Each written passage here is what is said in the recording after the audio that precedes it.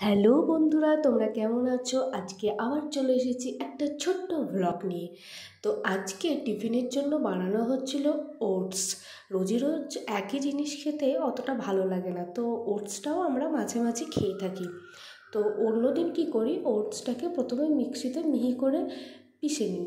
আজকে কিন্তু সেটা না করে ওটসটাকে গোটাই রেখেছিলাম। 1 কাপ ওটস নিয়েছিলাম আর তার মধ্যে হাফ কাপের মতো আটা দিয়েছিলাম।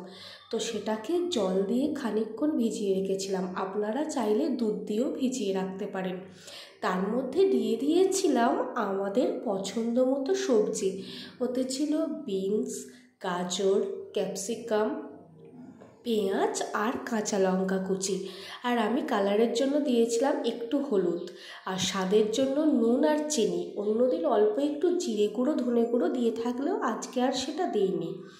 তারপর ফ্রাইং প্যানে অল্প সামান্য তেল দিয়ে দেখুন ওটসের যে পেস্টটাকে দিয়ে আমি হালকা ওল্টানোর সময় আমার আর ভিডিও করা হয়নি। ওল্টাতে এত ব্যস্ত ছিলাম যে কি বলবো, যদি ভেঙে যায় ওই জন্য। কিন্তু উল্টেছে পুরো প্রপারলি, আর খেতেও হয়েছে খুব সুন্দর। তো আপনারা চাইলেও বানিয়ে ফেলতে পারেন এই হেলদি রেসিপিটা। ওটস তো শরীরের জন্য খুবই ভালো। রোজ রোজ অয়েলি ফুড না খেয়ে এগুলো খেতে পারেন। টাটা।